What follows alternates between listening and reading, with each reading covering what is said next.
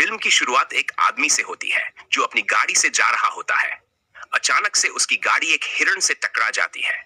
वह आदमी जब बाहर निकलकर देखता है तो हिरण मर चुका होता है, लेकिन कुछ देर बाद अनएक्सपेक्टेडली हिरण अजीब तरह से हिलने लगता है और फिर खड़ा हो जाता है। इसके बाद हम एक आदमी को देखते हैं जिसका नाम सियोक वू है। सियोक वू एक फंड मैनेजर है और सियोल में एक बड़ी कंपनी में काम करता है। वह अपने काम में बहुत बिजी रहता है, जिस वजह से वह अपने परिवार पर ध्यान नहीं दे पाता। कुछ दिन पहले उसका डिवोर्स हो गया था और वह अपनी छोटी बेटी सू एन का सही से ख्याल नहीं रख पा रहा था। उसकी बेटी सू एन अपने पिता से थोड़ा डिस्टेंट महसूस करती है क्योंकि वह हमेशा काम में व्यस्त रहता है। अगले दिन सू एन का बर्थडे होता है। वह अपने पिता से जिद करती है कि उसे उसकी मां से मिलने बुसान जाना है। सियोक वू इनिशियली इस पर ध्यान नहीं देता, लेकिन फिर गिल्ट महसूस करके वह उसकी मां के पास जाने के लिए अग्री कर जाता है। वे दोनों अगली सुबह ट्रेन स्टेशन पहुंचते हैं और बुसान जाने वाली ट्रेन में चढ़ते हैं। ट्रेन में और भी कई यात्री होते हैं, जिनमें एक प्रेग्नेंट महिला सोंग केयोंग और उसका हस्बैंड संग हवा भी होते हैं। इसके अलावा एक हाई स्कूल बेसबॉल टीम भी यात्रा कर रही होती है। जब ट्रेन शुरू होती है, तभी एक लड़की भागते हुए ट्रेन में घुसती है। उसके पैर पर किसी के काटने का निशान होता है। कुछ ही देर में वह लड़की ज़ोंबी में बदल जाती है। अब जैसे ही वह लड़की एक अटेंडेंट को काटती है, वह अटेंडेंट भी इन्फेक्टेड होकर ज़ोंबी बन जाता है। तेजी से यह वायरस ट्रेन में फैलने लगता है और कई लोग इसकी चपेट में आ जाते हैं। सियोक वू, सोंग केयोंग, संग हवा और कुछ अन्य लोग ट्रेन के इन्फेक्टेड डिब्बे से भागकर दूसरे डिब्बों में रिफ्यूज लेते हैं।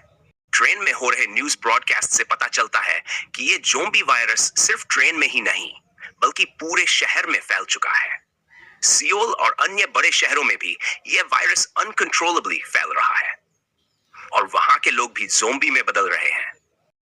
ट्रेन एक स्टेशन पर रुकती है और कुछ यात्री बाहर निकलने की कोशिश करते हैं, लेकिन जब वे स्टेशन पर जाते हैं तो उन्हें पता चलता है कि वहां पहले ही ज़ोंबी वायरस फैल चुका है। वे तेजी से वापस ट्रेन की ओर भागते हैं, लेकिन इस दौरान कई लोग ज़ोंबी के हमले का शिकार हो जाते हैं।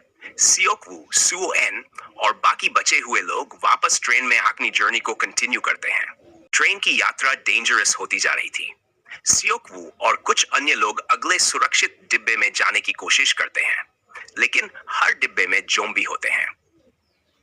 इस जर्नी के दौरान संग हवा और कुछ अन्य लोग अपनी जान की परवाह किए बिना दूसरों को बचाने के लिए खुद को ज़ोंबी के सामने सैक्रिफाइस कर देते हैं।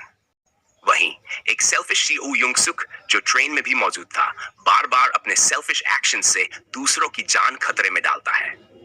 एक मौके पर जब सियोक वू और उसके साथ कुछ लोग एक सुरक्षित डिब्बे में पहुंचने की कोशिश कर रहे होते हैं, युंग सुक उन्हें अंदर आने नहीं देता।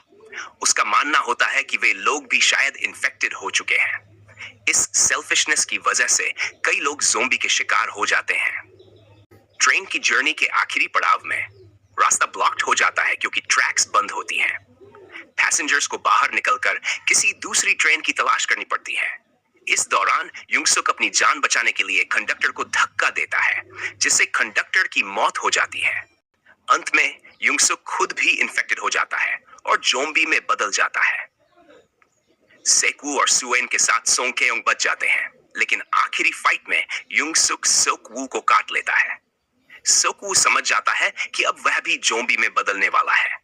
अपने इन्फेक्शन के बाद वह अपनी बेटी और सोंग केयोंग को ट्रेन के इंजन वाले रूम में बंद कर देता है ताकि वे सुरक्षित रह सकें।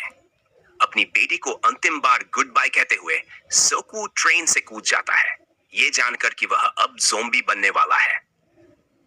भावनात्मक अंत फिल्म के अंतिम सीन्स में ट्रेन बुसान पहुंचती है। सुओ एन और सोंग केयोंग ही वे अकेले सर्वाइवर्स होते हैं जो ट्रेन से बाहर निकलते हैं। जैसे ही वे बुसान पहुंचते हैं, वहां पर स्टेशन सोल्जर्स उन्हें ज़ोंबी समझकर शूट करने वाले होते हैं। लेकिन तभी सुओ एन गाना गाना शुरू करती है, जो उसने अपने फादर को सुनाने के लिए सीखा था। सोल्जर्स ये समझ जाते हैं कि वे ज़ोंबी नहीं बल्कि इंसान हैं और उन्हें बचा लिया जाता है। सुओ एन का गाना उसकी पिता की याद में था और ये इस बात का सिंबल था कि उसने अपने पिता को खो दिया है, लेकिन उनकी यादों को हमेशा अपने साथ रखेगी। इसी के साथ फिल्म का एंड होता है।